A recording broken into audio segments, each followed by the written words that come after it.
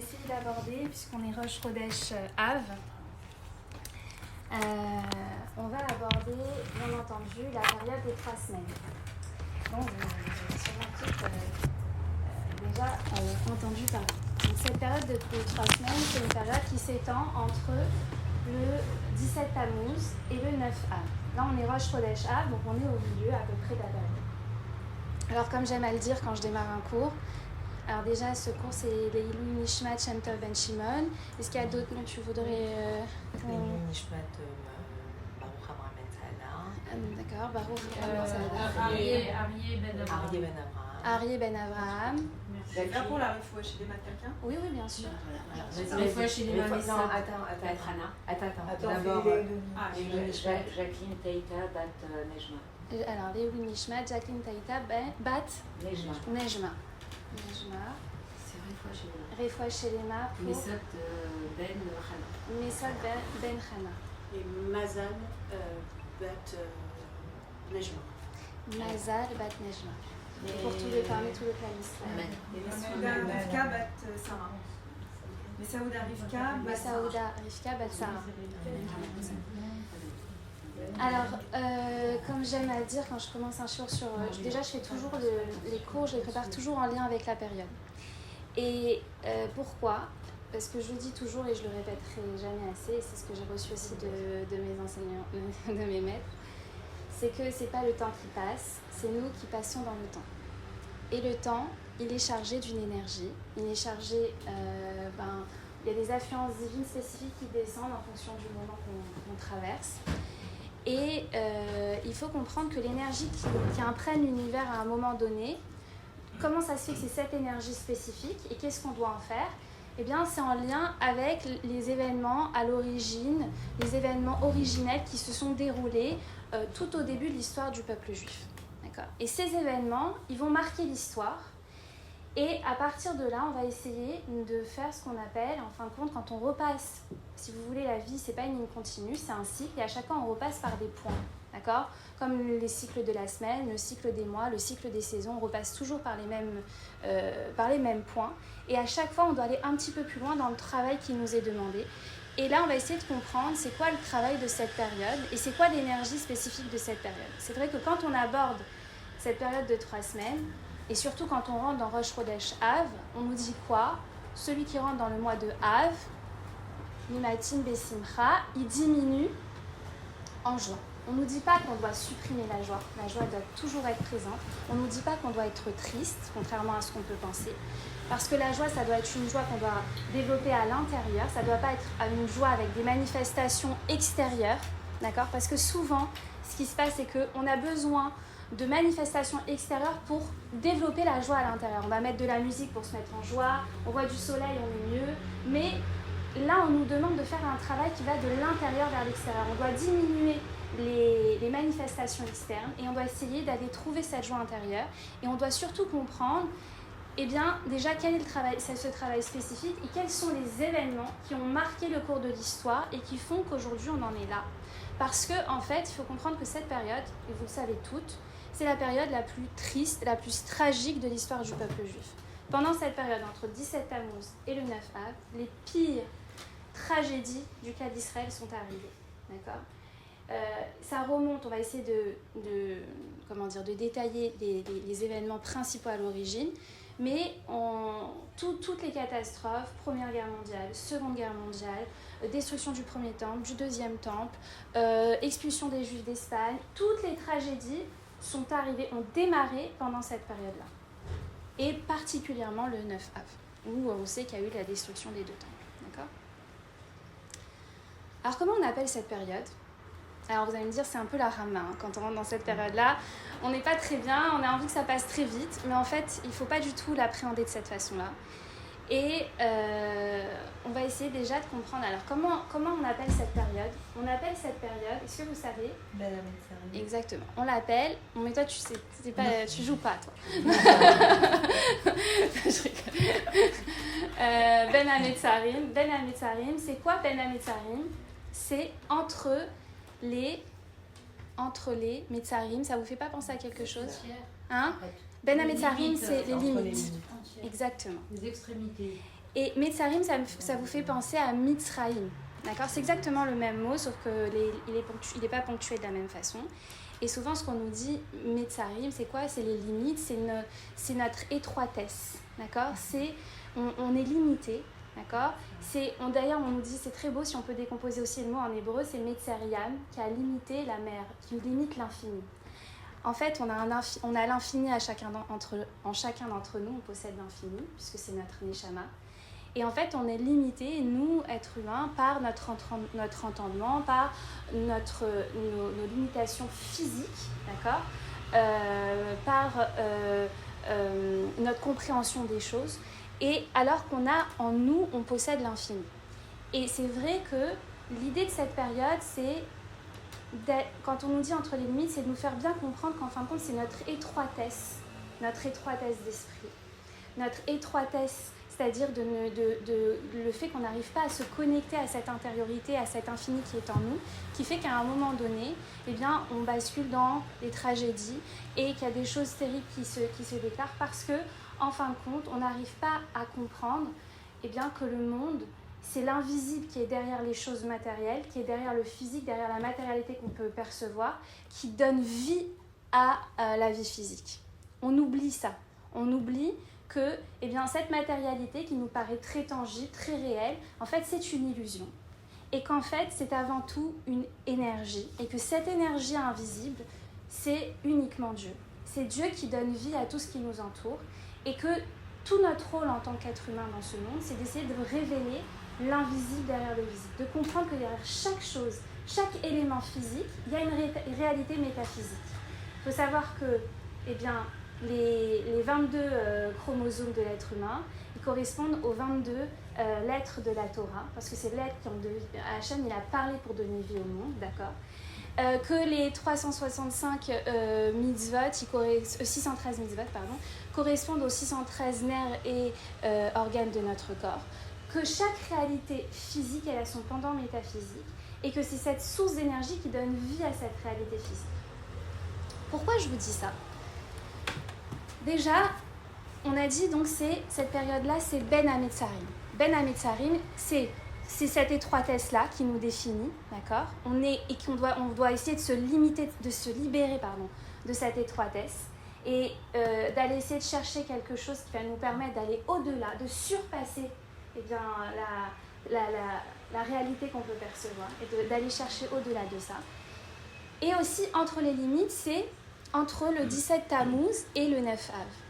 Qu'est-ce qui a jalonné ces deux moments-là, d'accord ? C'est quoi les événements à l'origine de l'histoire du peuple juif qui ont eu lieu à ces moments-là, qui vont encadrer cette période tragique. 17 Tammuz, qu'est-ce qu'il y a eu le 17 Tammuz ? Alors brèche dans la muraille de Jérusalem, et ce qui va amener à la destruction du premier temple, d'accord ? La première brèche. Au-delà de ça, le premier événement, c'est pas celui-là. À l'origine de l'histoire du mort des élèves de Rabbi Akiva. C'est pas la mort des élèves de Rabbi Akiva. Non. C'était pas un Tammuz ? Non. Non. C'est pendant le Homer, ça. Ça, c'est pendant le Homer. Les Meraglim, mais c'est le 9. Voilà, c'est le 9 Av, les Meraglim. Là, on parle du 17 Tammuz. La bande de Yosef. Premier événement. C'est Adam et Chava. C'est tout. Les tables de la loi qui ont été brisées. Oui. Les tables de la loi qui ont été brisées le 17 Tammuz.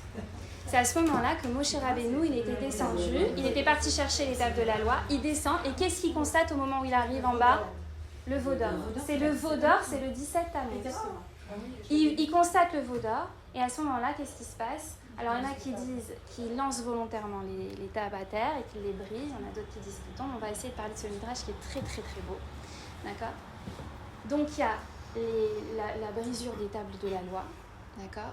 On a dit il y a la brèche dans la muraille du Beth Amikdash. Il y a l'arrêt du Korban Tamid. On va voir quel lien et quel rapport, pourquoi c'est si grave. Ça, c'est les événements du 17 Tammuz, les premiers événements à l'origine, d'accord ? Et ceux du 9 Av, c'est quoi ? Le premier événement. Ils vont pleurer. exactement. C'est la fameuse histoire des explorateurs. C'est lorsque les explorateurs vont revenir de leur exploration d'Eretz Israël. Ils devaient rentrer là, ça y est, ils devaient rentrer en Eretz Israël. Ils venaient de recevoir la Torah. Ils devaient rentrer en Eretz Israël. Et on dit qu'à ce moment-là, s'ils étaient rentrés à ce moment-là de l'histoire, eh bien la réparation de toute la Touma du monde, de toutes les fautes des 7 nations qui étaient à ce moment-là en Eretz Israël, eh bien, on serait revenu au même niveau de qu'Adam et Rishon avant la faute. Et que, en fin de compte, Machar serait venu à ce moment-là, il y aurait eu la réparation du monde. Et ils ne sont pas rentrés, pourquoi ? Parce qu'ils ont fait cette fameuse faute de quoi ? Ils sont revenus et ils ont pleuré, ils ont fait un rapport catastrophique d'Eretz Israël. Ils ont dit énormément de Lashon Hara sur Eretz Israël. Et qu'est-ce qui va se passer ? Il y a une phrase très très dure comme ça dans la Gemara, et on a beaucoup de mal à la comprendre, on va essayer aussi de voir ça, qui dit « Vous avez pleuré pour rien ce jour-là, je vous donnerai pour toutes les générations à venir de quoi pleurer. » Vous pleurerez pour quelque chose encore. Bon, c'est un peu difficile. Et on va essayer de voir aussi ça, c'est important, on va en parler. Et donc, c'est l'événement, vraiment, les 2 événements marquants. Le premier 17 Tammuz, c'est, donc on a dit, la brisure des tables de la loi. Et 9 Av, c'est le premier événement, c'est le retour des explorateurs et donc tout ce Lashon Hara qui a été dû sur Eretz Israël, et finalement la punition a été comment on peut dire, terrible, d'accord, puisqu'ils sont tous morts dans le désert, tous ceux qui ont participé, et c'est la génération d'après qui a pu rentrer. Ils ont dû rester 40 ans en lien avec en fait 1 année par jour d'exploration. Ça veut dire 40 jours ils ont passé à explorer, et bien 40 années de réparation pour pouvoir rentrer en Eretz Israël. Et on dit que jusqu'à présent, eh bien, tout ce qui arrive dans le monde, toutes les tragédies, en soi c'est une réparation, il y a une partie qui va en réparation de la faute des explorateurs. Pour vous dire à quel point eh bien, cette faute elle était grave, et on va essayer de comprendre aussi pourquoi, parce que ça nous paraît quand même disproportionné. D'accord ? On se dit mais quoi, comment c'est possible ? En plus, c'est même pas de la Lashon Hara sur des hommes. On est en train de parler d'une terre. D'accord ? Donc, on va essayer de comprendre. Donc, on a dit 17 Tammuz, 9 Av, et c'est entre ces limites-là. Et on va essayer, et tout le travail, c'est d'essayer de sortir de cette étroitesse qui est entourée par ces 2 événements-là. D'accord ? Et j'aimerais vous dire quelque chose de très important. Et même si on pourrait croire le contraire, vu ce que je vous ai dit, il faut sortir l'idée qu'il n'y a pas de punition dans la Torah. Il n'y a pas de punition. Il n'y a que des réparations. Il n'y a que réparation. Et on va essayer de comprendre c'est quoi le travail pour réparer finalement cette faute, et que si on en est encore là aujourd'hui, qu'on n'a pas pu retourner en Eretz Israël, que Machar n'est pas encore venu, c'est qu'on n'a pas réparé la faute. C'est pas parce qu'on est puni encore. Oui, on se punit nous-mêmes, mais en fin de compte, c'est parce qu'on n'a pas fait le tikkun. On va essayer de comprendre c'est quoi cette réparation qu'on doit effectuer, et c'est quoi finalement le travail qu'on a à faire quand je vous ai parlé de cette énergie dont on doit se saisir pendant cette période, sans basculer dans la dépression, sans basculer dans la déprime, parce que ça peut être très très difficile lorsque on voit tout ce qui s'est passé, on se dit bon voilà, on est abandonné par Hachem. Qu'est-ce qui se passe ? D'accord ? Alors, 17 Tammuz, premier événement. Déjà, il y a un midrash comme ça, qui est très très beau, qui nous dit que en fait, quand Moshe Rabbeinu il est descendu des cieux et qu'il est venu pour rejoindre le peuple juif avec les tables de la loi. Vous savez, les tables de la loi, les 10 commandements, ils étaient gravés dans la pierre, ils n'étaient pas écrits, d'accord ? Ils étaient gravés, ils faisaient qu'un seul avec la pierre. D'accord ? Chérot. D'accord ? Graver dans la pierre, faire un avec la chose, ça veut dire qu'en fin de compte, ça formait une unité. Et on dit, c'est un midrash très particulier, on ne peut pas tellement comprendre nous à notre niveau, mais on va essayer quand même de saisir certains éléments de compréhension. Eh bien, quand il est descendu avec les tables de la loi, déjà, Hachem savait déjà ce qui était en train de se passer en bas, et on dit qu'au fur et à mesure qu'il descendait, eh bien, les lettres, elles se sont envolées. Elles se sont envolées. Les lettres, les 10 commandements, les lettres se sont désolidarisées de la pierre et elles se sont envolées. C'est pour ça que je vous dis que quand il est arrivé en bas, Moshe Rabbeinu, il y en a qui disent qu'il a jeté lui-même volontairement les tables de la loi, mais en fait, il ne les a pas jetées. Ce qui s'est passé, c'est que, arrivé en bas, il n'y avait plus la Torah à l'intérieur. Elles sont devenues beaucoup trop lourdes à porter, et donc elles sont tombées, et elles se sont brisées. Ça veut dire quoi, déjà, ce midrash? Ça veut dire quoi qu'elles sont devenues beaucoup trop lourdes, et qu'elles sont tombées? Eh bien, qu'est-ce qui nous porte à nous? Qu'est-ce qui fait qu'on tient debout? Qu'est-ce qui nous anime tous les jours? C'est notre corps. Vous avez déjà porté un enfant qui dort? Ça pèse 3 tonnes. Vous êtes d'accord? Qu'est-ce qui se passe? On dit qu'au moment où on s'endort, eh bien, c'est 1/60 de la mort.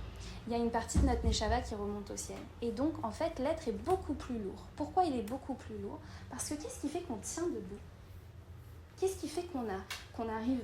en fait, on est porté, d'accord? Que notre corps, il tient debout. Eh bien, c'est le souffle de vie qui est à l'intérieur de nous. C'est notre Neshama. C'est notre Neshama qui nous anime. D'accord? Et quand ce souffle de vie disparaît, il n'y a que la matérialité. Et la matérialité en soi, elle est lourde. Elle nous tire vers le bas. D'accord? Eh bien, déposséder de son essence, déposséder cette pierre-là, déposséder de sa vitalité, parce que la source de vitalité, c'est la Neshama, eh bien, elle est devenue très très lourde et la pierre s'est brisée. Et les louchotes se sont brisées. Ça, c'est déjà très très beau en soi. Et en fait, on dit que les lettres sont parties. Et vous savez que dans les premières tables de la loi et dans les 10 commandements, vous verrez dans le texte, il y a une seule lettre qui n'apparaît pas. Je le dis ou je... Tu le sais, oh. Genre, tu réfléchis. Comment tu sais? Il y a une seule lettre qui n'apparaît pas. Le tête. Bravo, exactement. C'est le tête qui n'apparaît pas. Et on va essayer de comprendre pourquoi le tête. D'accord? Pourquoi le tête n'apparaît pas? Et finalement, ce tête n'a pas pu s'envoler, d'une certaine façon. À quoi fait référence ce tête? On garde cette question en feedback. Excusez-moi, ça veut dire quoi qu'il n'a pas pu s'envoler s'il n'y était pas? Ouais, ça veut... Il ne s'est pas envolé. Il n'a pas pu retourner. Il n'a pas porté à l'origine. C'est-à-dire que dans les deuxièmes tables, dans la deuxième Torah qui nous a été donnée, il y a le tête. D'accord? Et on va essayer de comprendre qu'est-ce que représente le tête. Et d'ailleurs, le tête de Tisha B'Av, d'accord? Le tête, le 9 Av, l'apothéose, on va dire, de ce travail-là. D'ailleurs, attends, juste une seule chose. Le tête, c'est l'apothéose, ça veut dire qu'en même temps, c'est le moment le plus tragique, d'accord? Puisque c'est là où toutes les catastrophes vont avoir lieu, c'est le 9 Av. Mais d'un autre côté, on dit que ce jour-là, c'est le jour qui a le potentiel de transformation le plus extraordinaire et c'est celui-là qui se transformera en joie. D'accord? C'est lui, c'est vrai, le tête, c'est la Torah. Non, c'est un taf. La Torah, ça commence par un taf.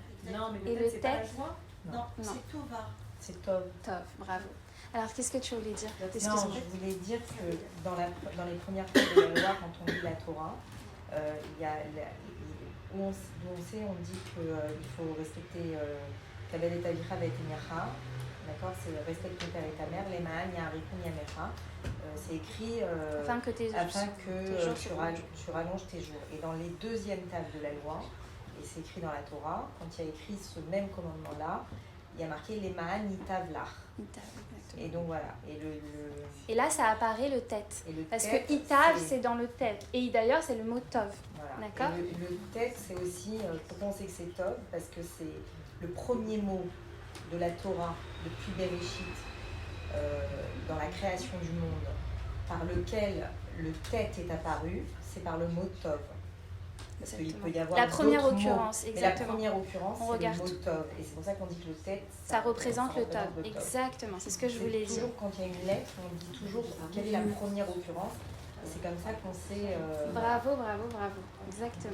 Exactement. Alors elle m'a Désolée, co-associé. Non, mais c'est exactement ce que je voulais dire. C'est la première occurrence pour savoir en fait, exactement. mieux les dire sur moi. Non, pas du tout. Et d'ailleurs, merci, tu m'as permis de rajouter des éléments. Mais c'est exactement ça. Ça veut dire que pour savoir connaître l'essence d'une lettre, eh bien, on va voir sa première occurrence, le premier mot qui est employé avec cette lettre dans le texte de la Torah. Et effectivement, eh bien, c'est Tov, d'accord, avec le tête. Donc, on va essayer de voir. Pourquoi fait référence ce Tov? Et pourquoi on nous parle de ce Tov? Comment tu le sais, ça? Le Tov, l'histoire de ce Midrash, il est très peu connu. Mariacha. Ah, d'accord, ok, très bien. Alors, donc, ça c'est pour le premier, comment dire, c'est pour le 17 Tammuz. Maintenant, on va venir, donc on laisse de côté cette question-là et qu'on va essayer de comprendre par la suite. Et maintenant, on va essayer de venir sur le 9 Av. C'est quoi? Qu'est-ce qui s'est passé le 9 Av? Et on va essayer de comprendre cette fameuse faute, pourquoi elle a eu des implications tellement gravissimes sur le temps, quoi, sur notre histoire. Alors, c'est quoi cette faute? Pourquoi c'est si grave? La faute du Lachon Hara, les explorateurs qui sont revenus. Il faut savoir que les explorateurs, ceux qui sont partis explorer Eretz Israël, pourquoi ils sont partis explorer Eretz Israël? Ils sont partis parce qu'Hachem leur avait dit qu'il allait nous donner Eretz Israël. Mais pour cela, eh bien, il fallait la conquérir. Alors que jusqu'à présent, depuis leur sortie d'Égypte et depuis Matan Torah, les Béné Israël vivaient par la voie du miracle en permanence. D'accord? Ils étaient portés dans les mains d'Hachem. Tout ce qui... ils étaient, logés, blanchis, nourris, logés, blanchis, d'accord, en permanence. Ils étaient portés dans la main d'Akadosh Baruch Hu.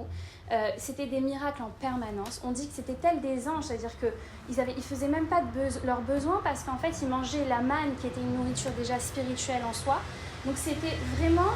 c'est comme si ils vivaient déjà dans l'au-delà, d'accord, dans le Gan Eden. Ils étaient dans une proximité avec Akadosh Baruch Hu à tout instant.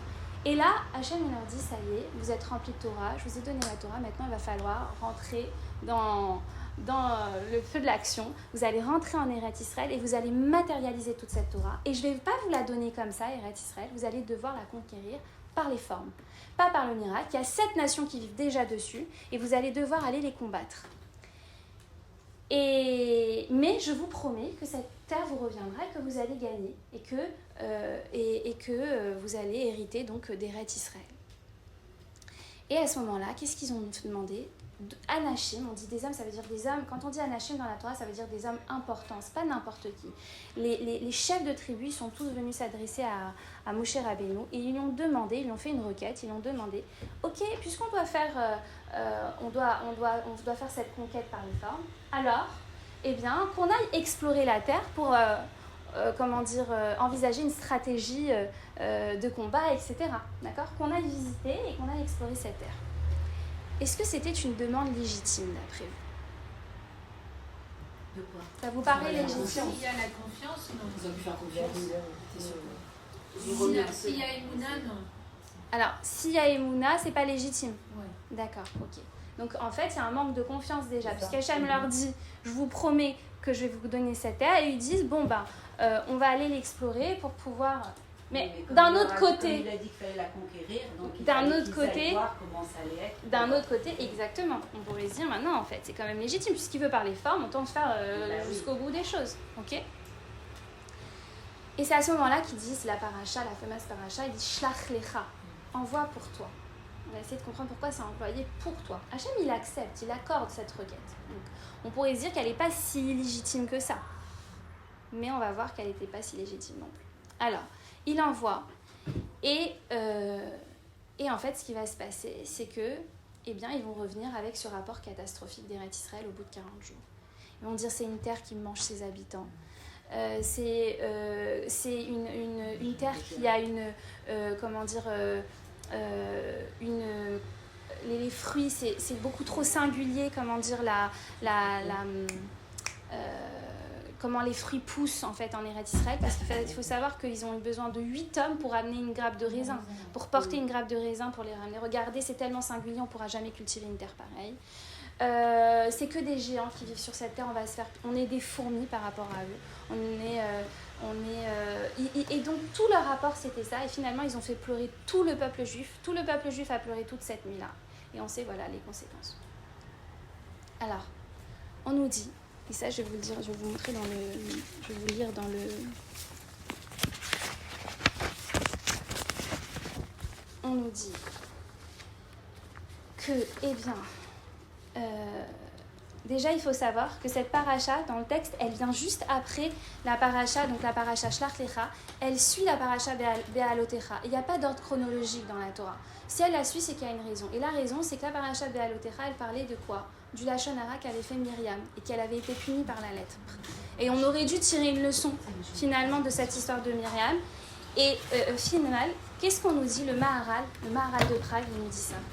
Il nous dit, parce que le Lachon Hara, il a le pouvoir de détruire la sainteté du temps, de bouleverser l'ordre du temps, d'inverser l'ordre du temps. Ce qui aurait dû arriver il y a maintenant plus de 3000 ans, on se retrouve encore aujourd'hui, on n'est pas rentré comme on aurait dû rentrer à ce moment-là. Comment ça peut bouleverser la chronologie à ce point-là? D'accord? Alors on va essayer de comprendre pourquoi cette faute elle est si grave. On nous dit, comme je vous ai dit, que si on était rentré en ce moment-là en Eretz Israël, on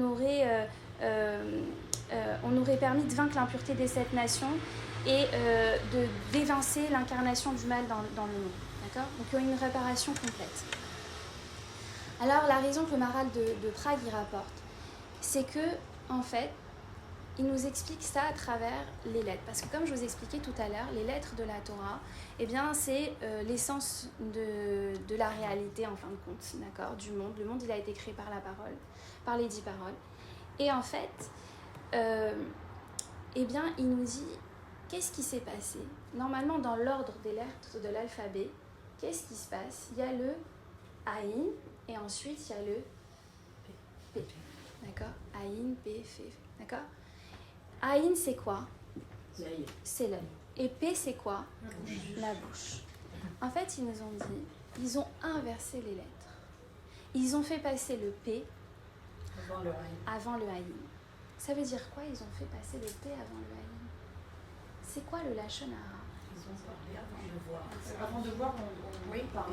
D'accord. Ça veut dire qu'en fait, leur parole, elle n'était pas conditionnée par une réalité, par le regard qu'on porte objectivement sur les choses. Mais leurs paroles, elles étaient conditionnées par la conclusion à laquelle ils voulaient déjà arriver avant même d'être partis explorer la terre d'Eretz Israël. C'est pour ça que la demande, elle n'était pas légitime quand on dit Shlach Lecha. Déjà, avant même de partir, ils savaient exactement avec quoi ils voulaient revenir. Ils voulaient aller confirmer leur croyance.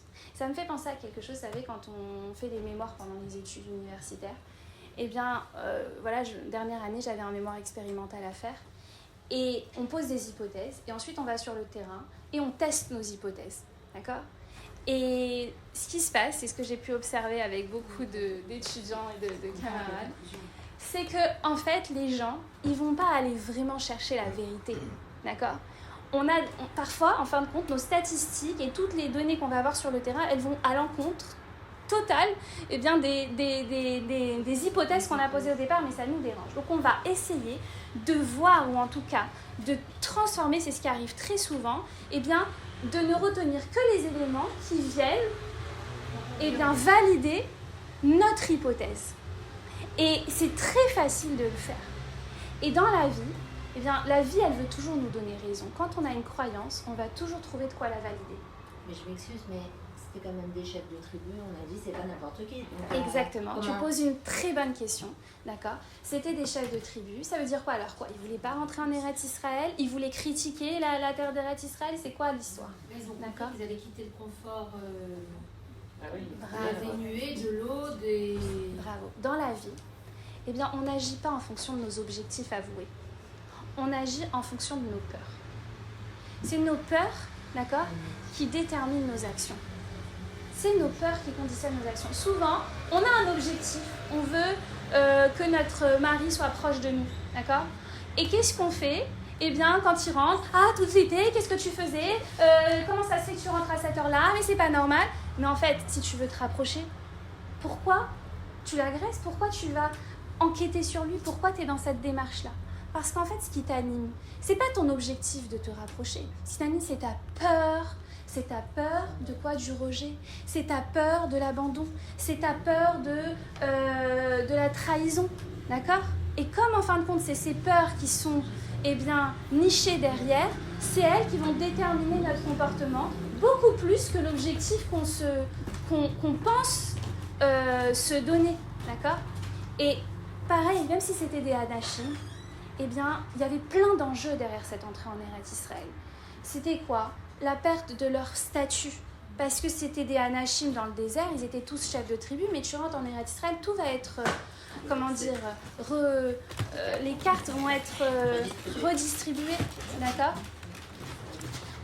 Donc c'était déjà une question de positionnement, d'accord? C'était aussi une question de peur, parce que comme on l'a dit, là pour l'instant, ils vivaient que dans le miracle, et là il va falloir aller combattre, d'accord? C'était aussi de sortir de cette proximité-là, d'avec Akadosh Baruch Hu, pour aller se confronter à nos ressources et pour aller développer autre chose. Il y a énormément d'enjeux qui étaient derrière, et malheureusement, quand il y a des peurs qui ne sont pas,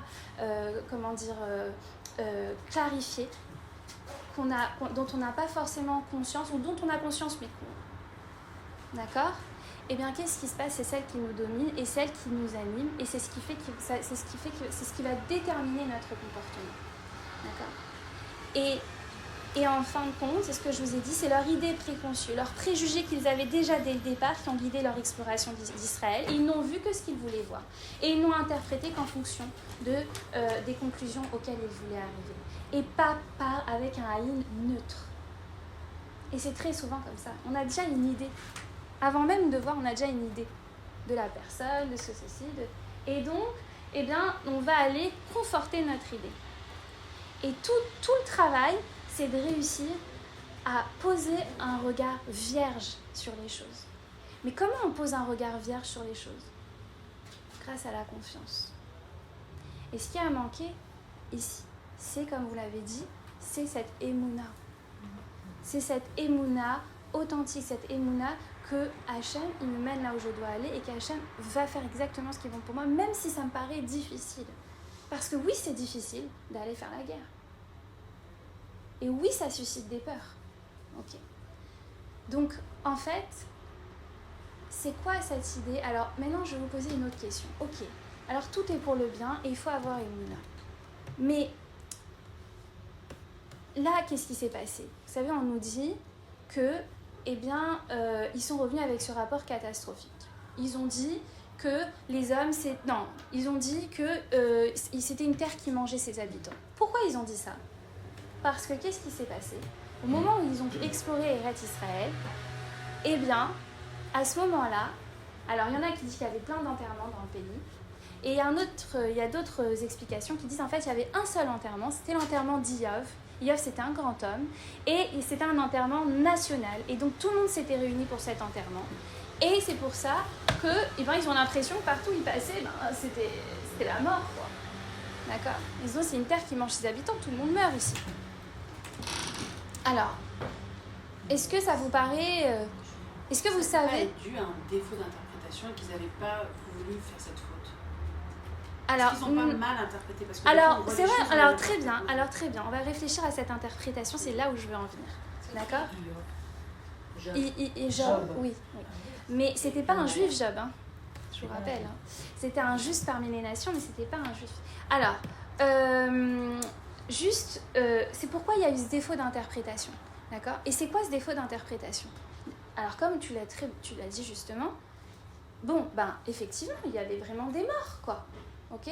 Mais eux, ils n'ont pas dit. Il y avait des morts, il y avait des enterrements. Donc, comme un journaliste, d'accord, qui fait état des faits, normalement, parce qu'aujourd'hui, en fait, on voit que tout le monde interprète. Mais, eh bien, non, c'est pas je fais état des faits, c'est une terre qui mange ses habitants. D'accord? Alors, pourquoi il y avait des enterrements? Est-ce que vous savez pourquoi il y avait des enterrements partout autour d'eux, à ce moment-là, pendant cette exploration? Pourquoi il y avait ça?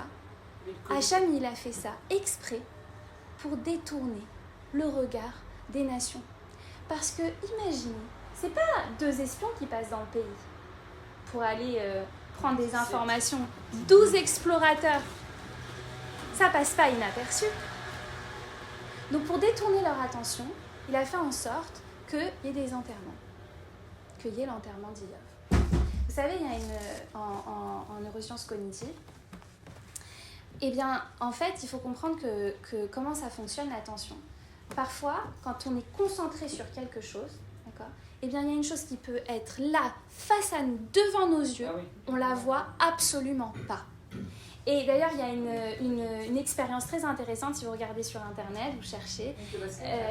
C'est vraiment à mourir de rire. Moi, je l'ai déjà fait avec des élèves.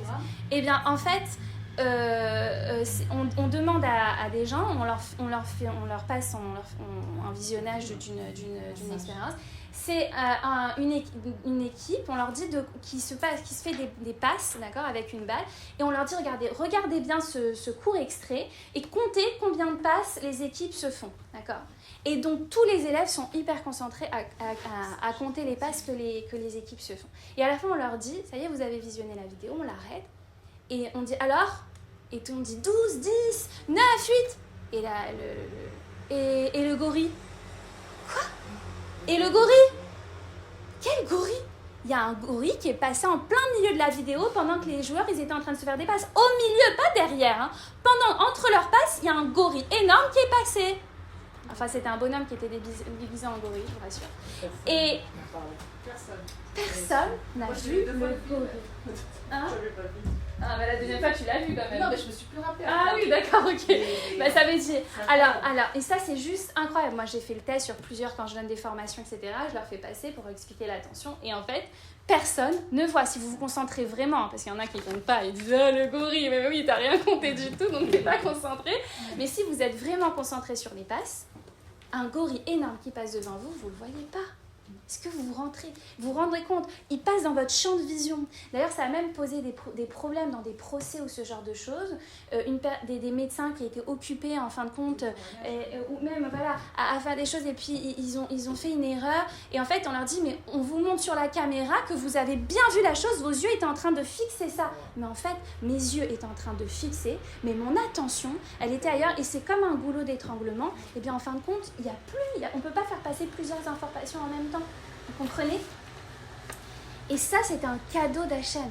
C'était un cadeau d'Hachem qu'il a fait exprès de faire en sorte de détourner l'attention des peuples pour ne pas que les explorateurs se fassent remarquer. Ensuite, ils ont parlé de cette histoire de grappe de raisin, d'accord? Oui, regardez, c'est une terre beaucoup trop singulière, pour la cultiver, ça va être beaucoup trop compliqué, mais comment on va faire? Mais attendez, quel bracha! Cultiver une fois pour 8 ans, pour 10 ans? C'est-à-dire, est-ce que vous vous rendez compte? C'est quoi cette bracha-là de la terre d'Eretz Israël? C'est une terre de géants, nous on est des fourmis. Mais en fait, parce que toi tu te vois petit. Toi tu te vois petit. C'est parce que déjà, en fin de compte, la façon dont tu regardes, le regard que tu portes sur toi, tu le portes sur le monde. D'accord? Et en fait, tout était comme ça. Ils étaient dans une interprétation qui était déjà défaitiste et négative de la chose. Tout était interprété. Alors je vais vous poser une autre question. Ok, très bien, c'est très beau. D'accord? Ils ont tout interprété négativement. Mais si Hachem, il réservait de si beaux cadeaux aux Ham Israël, d'accord? Et qu'en fait, l'idée c'était de détourner l'attention ou de leur donner de la bracha, etc. Alors, dans ce cas-là, pourquoi il n'a pas fait des mariages? Pourquoi il a fait des enterrements? Vous êtes d'accord? Il aurait pu détourner l'attention autrement, avec quelque chose de joyeux. D'après vous. Israël assister au mariage. Israël assister au mariage et faire la fête avec les autres. Non, je n'ai pas pensé à celle-là. Oui, il serait tellement pas revenu. C'est trop sympa. Allez, on va faire la fête. Allez, on abandonne tout le monde. Allez, on abandonne tout le monde. C'était des anachim, hein, faut pas oublier. C'était des grands hommes. Pour les tester, pour voir s'ils allaient vraiment croire ou pas. Alors, exactement. C'est toute l'idée du libre arbitre. En fait, Hachem, il nous réserve des myriades de cadeaux, ça c'est sûr. Il veut que du bon pour nous. Il ne nous a pas créés pour nous détruire. D'accord? Mais simplement, c'est nous qui actionnons l'ouverture, en fin de compte, et la descente de ce flux de bracha. C'est que nous qui avons les clés. Et ces clés-là, il nous les a données. Comment on l'active?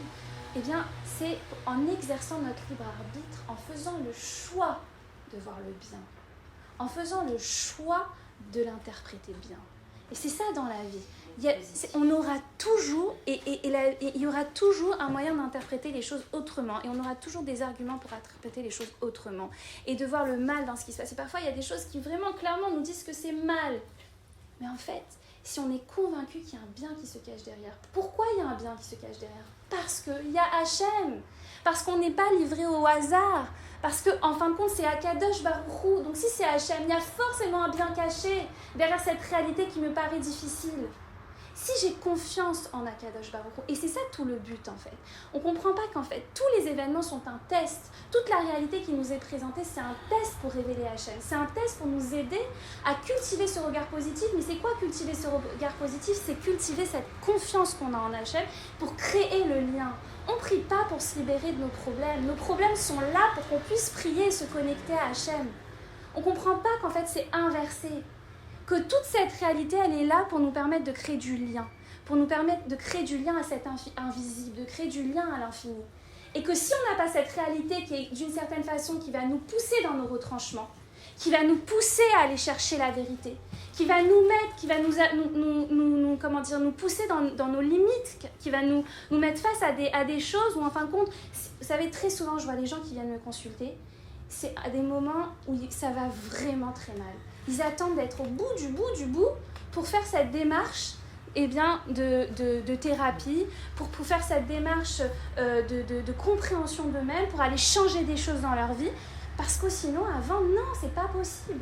Mais pourquoi ils attendent d'être au bout? Parce qu'en fin de compte, si la vie, elle ne nous pousse pas, si elle ne nous donne pas un coup de pied au derrière parfois, eh bien, on n'arrive pas. On se dit, bon, ça va, on peut s'arranger. On met un voile. On met un voile dessus. Et en fait, c'est ça, cette période-là. Cette période, et d'ailleurs, c'est ça le tov qu'on doit aller déceler. Le fameux tête dont je vous parle depuis le départ. D'accord? En fait, on met un voile, et cette période-là, d'ailleurs, je vais vous parler des 21 jours, parce que c'est 21 jours qui séparent le 17 Tammuz du 9 Av. On va comprendre c'est quoi ces 21 jours. Mais en fait, cette période-là, on a l'impression que c'est une période qui est difficile et on a envie que ça passe vite. On a envie, encore une fois, de mettre un voile dessus. Parce que souvent, quand on a des choses difficiles, bon, on passe dessus. On n'essaye pas de se confronter à la problématique. Et je sais pas, on va se mettre de la musique, on va sortir avec des copines, on va faire autre chose pour essayer, en fin de compte, de ne pas penser, de ne pas se mettre face à soi. Très souvent, voilà, des gens qui viennent consulter. Non, mais c'est pas possible de faire face à mes émotions. C'est pas possible de me dire, bon, pose-toi avec ça, essayer de comprendre ce qui se passe. Non, parce qu'en fin de compte, ça va me submerger si je le fais. Je préfère ne pas le voir, en fait. Je préfère être tout le temps dans l'action. Je préfère tout le temps en train de passer d'une histoire à l'autre ou de trouver des broutilles pour pouvoir éviter de me confronter à cette réalité-là. Et là, on nous dit, pendant cette période, c'est quoi cette période des 21 jours? C'est la période où tu te confrontes. C'est la période où tu arrêtes de faire de la simra superficielle, de la joie superficielle, de mettre des choses dessus, où hop, on masque. Là, il n'y a plus de masque, on fait tomber tous les masques. Et c'est ça qui est difficile. C'est cette période de 21 jours qu'on a, entre le 17 Tammuz et le 9 Av, où on arrête de se mentir à soi-même. Et on va aller se confronter à ce qui ne va pas, à ces brèches en nous, à l'intérieur de nous. Parce que la brèche qui a eu lieu dans la muraille de Jérusalem, c'était une brèche qui était déjà à l'intérieur de nous, qui a créé cette brèche à l'extérieur. D'accord? C'est pas la réalité physique, elle est le reflet de notre réalité intérieure. Ce qui arrive dans le monde physique, c'est le reflet de l'état intérieur de la société. Ce qui arrive dans notre couple, ce qui arrive dans notre famille, ce qui arrive dans tout, c'est le reflet de ce qui se passe à l'intérieur de nous. Et ça commence par là. Et c'est très beau, parce qu'en fait, en psychologie, et ça je trouve ça magnifique, parce que je trouve c'est incroyable quand même, il y a une étude qui a montré qu'il faut 21 jours pour opérer un véritable changement et pour créer de nouvelles habitudes. Si on veut changer, vous savez, on a des automatismes, pour vraiment déclencher le mécanisme d'habitude, il faut 21 jours. Et 21 jours, d'ailleurs, je me posais la question du Korban Tamid. Comment ça se fait que ça a été noté dans les choses les plus dramatiques qui sont arrivées à l'origine de l'histoire du peuple juif, qu'on a arrêté Korban Tamid? Korban Tamid, ça veut dire le sacrifice régulier, d'accord, qui était donné à cette période-là, d'accord, tous les jours, d'accord. Je me dis, c'est pas si grave ça, d'accord. On a arrêté par manque de bétail. Oui, par manque de bétail, etc. Mais pourquoi ils l'ont noté? Parce qu'il y a eu plein de choses qui ont été arrêtées, d'accord. Pourquoi ils ont noté ça parmi les 4 choses? Eh bien, bon, après, ça, c'est une interprétation personnelle. Mais ça me fait penser à Atmada. C'est la régularité. D'accord? En fin de compte, et pourquoi je vous parle de ça? Parce que je vous parlais des habitudes et des 21 jours. Pour pouvoir créer un changement, il faut créer de nouvelles habitudes. Ça commence par les habitudes. Nos habitudes, elles nous façonnent. Et très souvent, les habitudes qu'on a, on ne les a pas choisies. Elles se sont imposées à nous, d'accord ? Je sais pas, on commence tard le matin, donc on procrastine. Ou, je sais pas, on a le téléphone, donc on va aller commencer à surfer sur le net. N'importe quoi, mais en fait, souvent, ces habitudes qu'on a prises, eh bien, elles se sont imposées à nous. Et ce n'est pas des habitudes qu'on a choisies en fonction des objectifs qu'on poursuit ou en fonction de ce qu'on a envie de devenir. D'accord ? Et l'idée de la atmada, de la régularité, c'est de réussir à fixer des objectifs en fonction, à prendre des habitudes en fonction des objectifs que l'on poursuit réellement, de se poser, de se dire maintenant qu'est-ce que je veux changer dans ma vie et qu'est-ce que je peux mettre en place comme habitude pour vraiment changer. Pas dire juste j'aimerais que ça soit autrement, mais en fait tu voudrais que ça soit comment. Et quelle habitude tu peux mettre en place, tu peux introduire dans ton quotidien pour que ça change véritablement. Et ces 21 jours, c'est des 21 jours d'introspection véritable, où vraiment tu vas te poser les bonnes questions et tu vas faire face à tes brèches, tu vas faire face à tes brisures, à tes fissures, à ce qui est douloureux, mais pas pour t'enfoncer. Parce que les gens ils disent oui mais en fait ça va me détruire de faire face à ça. Non mais au contraire, c'est vrai qu'à un moment donné tu vas devoir faire face à la douleur. Mais si tu ne fais pas face à cette douleur-là, si tu la reconnais pas, si tu ne l'acceptes pas, elle te poursuivra tout le temps, de manière détournée, mais elle sera tout le temps présente. Et elle se manifestera dans ta vie, elle te fera des appels, et à un moment donné, tu arriveras à un point où tu seras obligé de la traiter, mais ça aura fait combien de dégâts ? Alors qu'à un moment donné, tu prends le temps pour ça. Tu prends le temps pour vraiment faire ce deuil. Là, il y a des personnes qui ont... Je pense à une jeune femme qui a perdu son frère depuis des années et qui sont dans des conditions terribles. Et elle n'a jamais voulu faire son deuil. Jamais elle a été triste. Jamais elle a pleuré. Jamais... Non, c'était pas possible. Bon, elle était très jeune à ce moment-là, mais elle n'avait jamais fait. Elle n'arrivait même pas à pleurer. Pour des choses même plus graves dans la vie, etc., elle n'arrivait jamais à pleurer. Et à un moment donné, on a fait un travail. Je lui dis, à un moment donné, il va falloir que tu te poses avec cette douleur. C'était juste pas possible. Bon, grâce à Dieu, elle est arrivée, je vous rassure. Mais en fait, elle avait peur que cette douleur la submerge et qu'elle puisse pas, en fait, remonter la pente. Et au final, C'est un peu toutes les problématiques d'analyse, les gens qui font des analyses. Oui. C'est très difficile, ils font ça pour se soulager, mais au début, ils sont confrontés à tout ce que vous racontez. Oui. Ces douleurs qu'ils mettent de côté et après, ils vont mieux. Oui. Mais c'est un peu tout le process d'analyse. Oui, tout à fait, c'est pareil. Quand tu parles des analyses médicales. Analyse psychologique. Psychologique, d'accord, oui, c'est ça, c'est ce que je... D'accord, ok. Oui, c'est exactement ça dont je parle. Donc en fait, pour revenir à ce qu'on était en train de dire, donc c'est une période... Des 21 jours. Des 21 jours, c'est 21 jours qui séparent et c'est Artov. Alors c'est très beau, c'est marqué comme ça dans la Torah. Vous connaissez d'ailleurs ce verset, c'est marqué aussi dans Télim. Artov, alors il y a plusieurs versets, mais il y en a un, c'est Artov Achesed Yadefuni Kol Yemei Chayai. Quand on emploie le Tov, il y a le Ach avant. Ach c'est Aleph et Chaf. Et Aleph, Chaf c'est 21. D'accord ? Et en fin de compte, pour arriver au Tov, il faut pouvoir passer par ces 21 jours-là. Parce que finalement, parfois c'est vraiment dans les moments difficiles et dans la douleur. Et c'est grâce à cette douleur qu'on va pouvoir faire sortir le bien. Ça aussi, je le dis souvent à mes patientes. Les patientes qui me disent, en fait, c'est trop difficile de passer par ces moments-là, c'est trop difficile ce qui m'arrive, c'est trop difficile tout ce que je dois traverser, etc. Et en fait, je leur dis à un moment donné, oui mais regarde, si t'en étais pas arrivé là, t'aurais jamais fait cette démarche de changement. Ouais, non, je l'aurais pas fait. J'aurais continué à vivre comme ça, à vivoter. Ok. Mais en fin de compte, eh bien, le fait de passer par là, c'est ce qui va te permettre de faire vraiment ressortir le bon, de devenir qui tu as envie de devenir, de te réaliser pleinement et de profiter pleinement de ton existence. Donc finalement, ce négatif-là, c'est ce qui va faire ton vrai bonheur. Et aussi, il y a autre chose, et ça me fait penser à il y a un autre parallèle qu'on peut faire.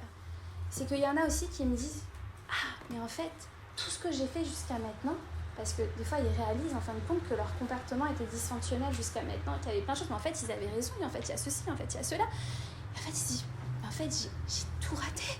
C'est une catastrophe. Si je dois faire face à tout ce que j'ai fait là, j'ai perdu 30 ans de ma vie à agir comme ça. Mais et là, ils sont face à ça, ils ne savent pas quoi faire avec ça, ils sont dans le regret, la culpabilité, etc.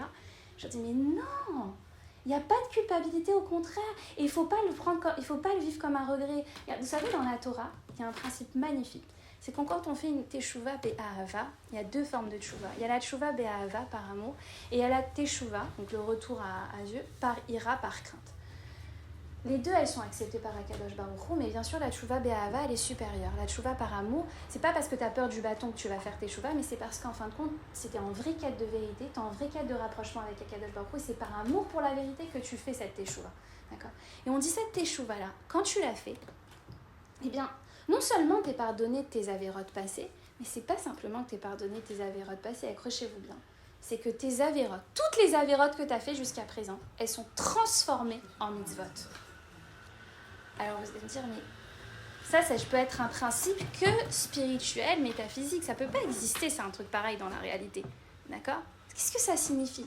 C'est juste un cadeau incroyable qu'Hachem il nous fait. Alors oui, c'est un cadeau qu'Hachem il nous fait. Mais en fait, regardez, le principe c'est le même qu'en thérapie. Et c'est là l'idée que je dis. C'est que, en fait, ça veut dire quoi ? Pourquoi c'est quoi le principe que nos mitzvot, nos avérotes, elles sont transformées en mitzvot ?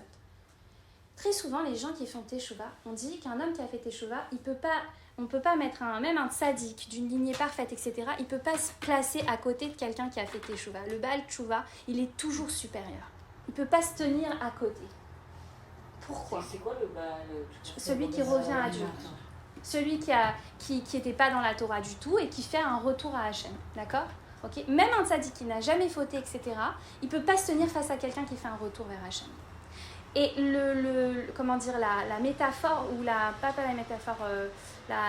comparaison, l'image qu'on peut donner, c'est comme une corde qui me relie à une autre personne, d'accord ? Si je coupe cette corde, qui me relie à Dieu, d'accord ? Si je coupe cette corde et qu'ensuite je refais un nœud, qu'est-ce qui est plus proche ? Celui qui a jamais été coupé ou celui qui a coupé qui a refait un nœud ?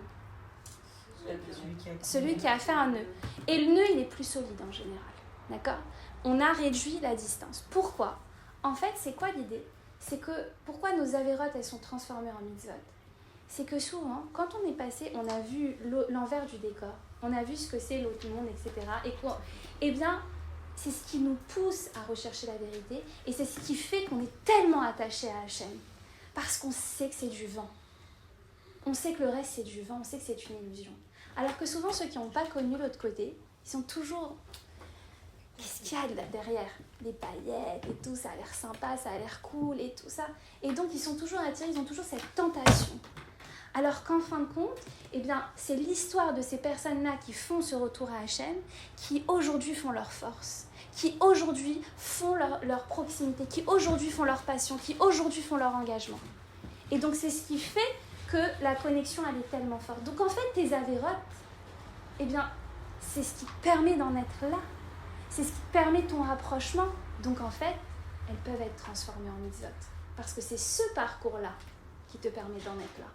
C'est un petit peu la même idée. Ce que j'essayais de vous dire tout à l'heure, c'est qu'aussi en thérapie, il faut que la personne elle ait conscience qu'en fait, ce parcours, oui, peut-être qu'il était chaotique, peut-être que j'ai fait des mauvais choix, peut-être que c'était difficile, mais en fin de compte, si aujourd'hui je suis capable de tirer les leçons de mes expériences et que grâce à ça, je deviens ce que je dois devenir, et bien en fin de compte, c'est ce qui m'aura servi à ça. Donc elles peuvent être transformées en fierté. Vous comprenez ? Il n'y a pas de culpabilité. Alors pourquoi je vous ai parlé de ça ? Oui, parce que en fait, le har tov, ça veut dire que pour arriver au tov, il faut passer par ce parcours parfois difficile, par cette période qui est parfois un peu sombre, d'accord ? Pour pouvoir aller révéler la lumière et pour pouvoir aller chercher au fond de nous des ressources qu'on n'aurait pas décelées si on n'était pas passé par là. Donc, on comprend maintenant toute l'idée de la gravité de cette faute. En fait, c'est tout l'idée de la vie, d'accord ? C'est quoi cette faute-là ? C'est quoi la faute du Lachon Hara en soi, de manière générale ? Pas seulement le Lachon Hara sur des personnes ou sur la terre d'Eretz Israël ou sur quoi que ce soit d'autre. C'est le regard négatif qu'on porte sur la vie. C'est quoi la gravité ? Le Lachon Hara, c'est l'inverse de l'amour. Le Lachon Hara, c'est quoi ? C'est priver l'autre de son avenir. Le Lachon Hara, en fait, on étiquette une personne, on la fige à un moment T, on la réduit à ses actions. On ne voit pas le potentiel en elle. on ne voit pas la lumière en elle, on ne voit pas ce qu'elle peut advenir, ce qu'elle peut devenir. D'ailleurs, c'est très beau parce qu'Hachem, il dit « Ayez, Asher, ayez ». Je serai celui que je serai. Quand Moshe Rabbeinu, il dit comment je te présente, etc., il dit « Ayez, Asher, ayez, je serai celui que je serai ». Ayez, c'est comment dire, c'est le devenir, d'accord? C'est le devenir. Et c'est la même gematria que 21. Les lettres, elles forment 21. Pour devenir, encore une fois, on est dans le même principe. Dire ayez à charrier, on peut devenir que quand on passe par ce processus-là. D'accord? Juste avant, je disais quoi? Juste avant de parler de ayez. Hein? Non, juste avant.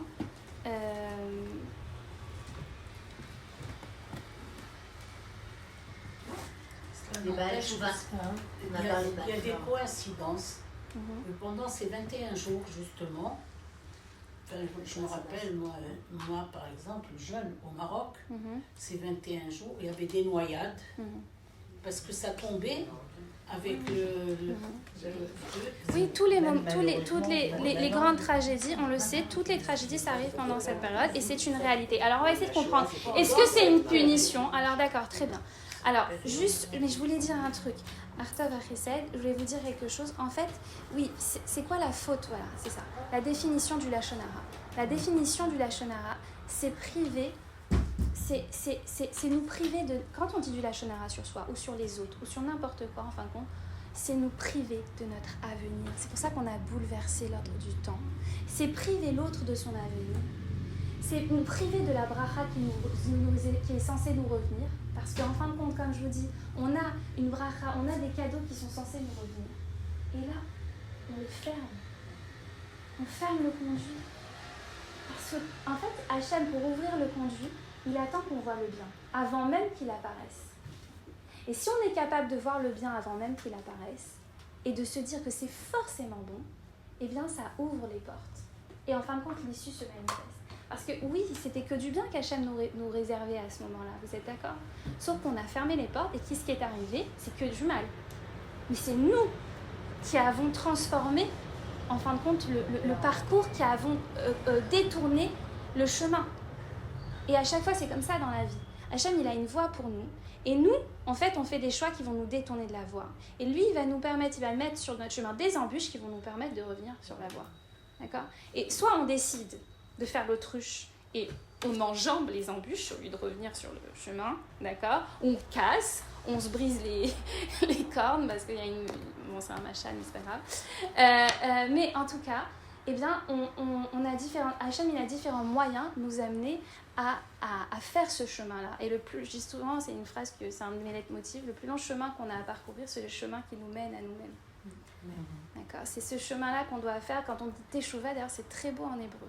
Teshuvah, alors comment on le traduit en français? C'est le repentir, mais en fait Teshuvah c'est la chouve, c'est revenir. Et c'est quoi revenir à quoi? Revenir, si on n'a jamais été religieux, on revient à quoi? En fait la chouve c'est revenir à soi, revenir à son essence, se reconnecter à soi-même, d'accord? Ah non, c'est pas facile. Ah non, c'est pas facile, mais c'est à un moment donné, c'est faire ce travail d'introspection, de recherche, de se poser les questions, de vouloir se les poser, de vouloir s'y confronter, d'accord? Donc on a dit, donc je vous ai expliqué, alors ça vient un peu solutionner, enfin apporter les réponses déjà à pas mal de questions qu'on s'est posées au départ. C'est quoi ce tête? D'accord? À quoi il fait référence ce Tov? Alors, regardez, c'est très intéressant. Pourquoi il était dans les premières tables et il n'était pas dans les premières tables et il apparaît dans les deuxièmes tables de la loi? Alors, en fait, pour qu'il y ait du Tov, s'il y a Tov, il y a du Ra. C'est que le Tov ne peut exister que dans une dualité. Que quand il y a un choix. D'accord? La dualité, ça nécessite le libre arbitre. Ça fait appel au libre arbitre. Les premières tables de la loi, eh bien, c'était parfait. C'était à un moment donné, c'était la perfection. D'ailleurs, vous savez que les premières tables de la loi, elles sont dans le Haron HaKodesh. Et pourquoi elles sont dans le Haron HaKodesh? Eh bien, elles sont brisées à l'intérieur pour qu'on tende à ça. Parce que c'était la première perfection. Comme le deuxième Beth Amikdash, C'est pas comme le premier Beth Amikdash. Le Beth Amikdash était beaucoup plus parfait que le deuxième Beth Amikdash. Et il y avait beaucoup plus de miracles et qu'il y avait une présence divine dévoilée beaucoup plus importante. En fait, il faut comprendre que les premières tables de la loi, il n'y avait pas de tov ou de ra. C'était tellement... On baignait dans la présence divine. C'est un petit peu comme à la période d'Adam Arishon avant la faute. On baignait dans la présence divine et on avait des manifestations claires. Il n'y avait pas de libre arbitre à ce moment-là. Parce qu'il n'y avait pas de choix, c'était juste une évidence. D'accord ? Que Dieu, il était là. Hein ? C'est au moment où on doit rentrer en Eretz Israël et qu'on doit passer par les formes, encore une fois, que le libre arbitre, il va commencer à s'exercer. Parce qu'avant ça, il ne s'exerce pas. Et donc, c'est pour ça que dans les deuxièmes tables de la loi, il y a cette notion de tov. Cette notion de tov qui existe parce que là, elle nécessite, elle implique véritablement notre libre arbitre. Et c'est là tout le rôle de notre vie. Tout le rôle de notre vie, c'est de réussir à exercer ce libre arbitre. Et comment on exerce ce libre arbitre ? Le libre arbitre, c'est pas de croire qu'on a le choix. On a le choix de rien dans notre vie, sachez-le. On a le choix d'une seule chose, c'est de croire ou de ne pas croire. C'est d'avoir la foi à chaque instant ou de ne pas l'avoir. Il n'y a que ça. Et à chaque fois que tu décides de croire, parce que c'est une lutte intérieure, parce que quand tout te dit que tu ne dois pas croire, mais que toi tu décides d'y croire, que tu décides qu'il y a du bien derrière, que tu décides de t'attacher à Hachem, eh bien, c'est là où tu gagnes, c'est là où tu avances, c'est là où tu ouvres les portes. Et encore une fois, c'est nous qui avons les clés à chaque fois d'actionner cette délivrance ou pas. Et si on ferme, on retarde l'issue. Et jusqu'à aujourd'hui, on a encore retardé l'issue. Alors, je vais répondre à une dernière question. Après, j'arrête. Je vous ai dit, il n'y a pas de punition. D'accord ? Je vous ai dit, il n'y a que des réparations. Mais on est bien d'accord que la phrase qu'on a lue là, qui nous dit « Vous avez pleuré pour rien, je peux vous donner des raisons de pleurer », et on voit que clairement, oui, on a eu des raisons de pleurer à travers toutes les générations. Comment ça se fait ? C'est quoi cette histoire ? C'est une punition, ça. C'est pas une réparation. Alors non, c'est pas une punition. Pourquoi c'est pas une punition ? En fait, Hachem, il nous demande de faire le tikkun, la réparation de ces larmes qu'on a versées. Et le tikkun des larmes par les larmes, mais pas les mêmes larmes. Il faut comprendre un principe. Et on le voit nous en tant que parents. D'accord ? Souvent,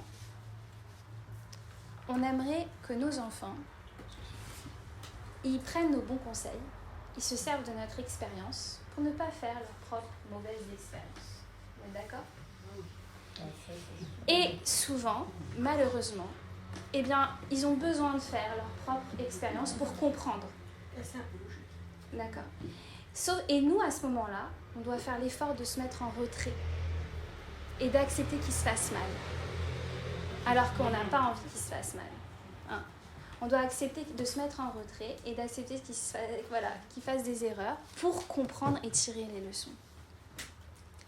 Akadosh Baruch Hu, il nous avait donné cadeau Eretz Israël. Il nous donnait tout cadeau. Il voulait nous donner tout comme ça, sans qu'on ait à mériter quoi que ce soit.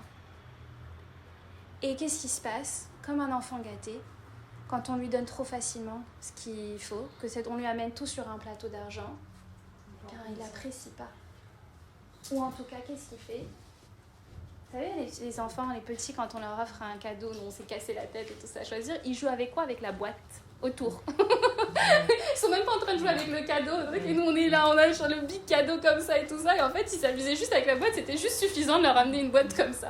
En fait, il faut attendre qu'ils soient dans une demande déjà de quelque chose avant de leur faire des big cadeaux. Attendre que déjà ils recherchent, ils aient cette envie, ils aient cette aspiration. Mais nous, on veut tellement leur faire du bien.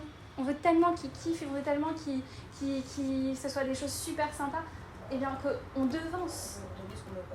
Ou leur donner ce qu'on n'a pas eu, ou projeter des choses qu'on devance quelque part. Et au final, ils n'apprécient pas, ou ils ne savent pas apprécier. Et bien c'est un peu la même chose. Hachem, il voulait nous donner tout, et on n'a pas su apprécier. Alors Hachem, il nous a dit, malheureusement, je vais devoir me mettre en retrait. Et je vais devoir vous mettre dans ce languissement, dans ce désir, dans cette volonté, dans cette attente. À travers la galoute, vous allez me rechercher.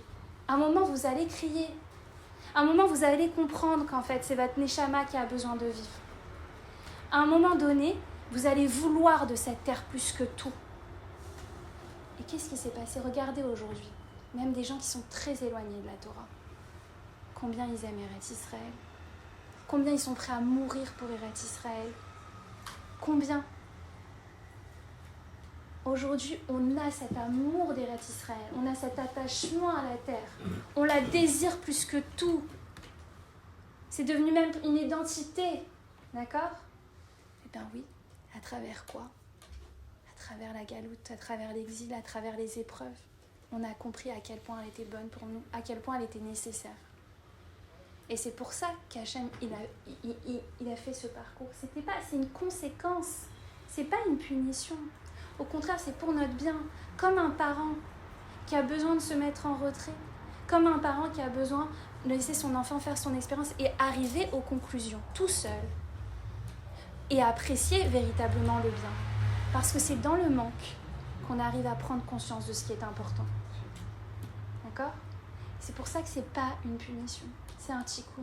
Et quand aujourd'hui on verse des larmes pour Eretz Israël, quand aujourd'hui on verse des larmes pour pouvoir revenir en Eretz Israël pour être Béardout, quand aujourd'hui on verse des larmes pour qu'Hachem puisse régner dans ce monde et qu'on puisse éloigner toute cette touma de l'univers, d'accord ? Eh bien on est en train de faire la réparation de ces larmes qui ont été versées pour rien. Et on est en train de faire ce tikkun-là qu'Hachem attend de nous. D'accord ? Et c'est ça la réparation. Donc quand on doit verser des larmes, c'est pas qu'on doit verser des larmes et s'apitoyer sur notre sort. C'est qu'on doit créer cette volonté de changement, cet amour, ce languissement et cette volonté en fin de compte pour pouvoir nous connecter à la vérité et pour pouvoir devenir et advenir. Voilà. Donc je pense qu'on a... Merci. Bravo. Merci.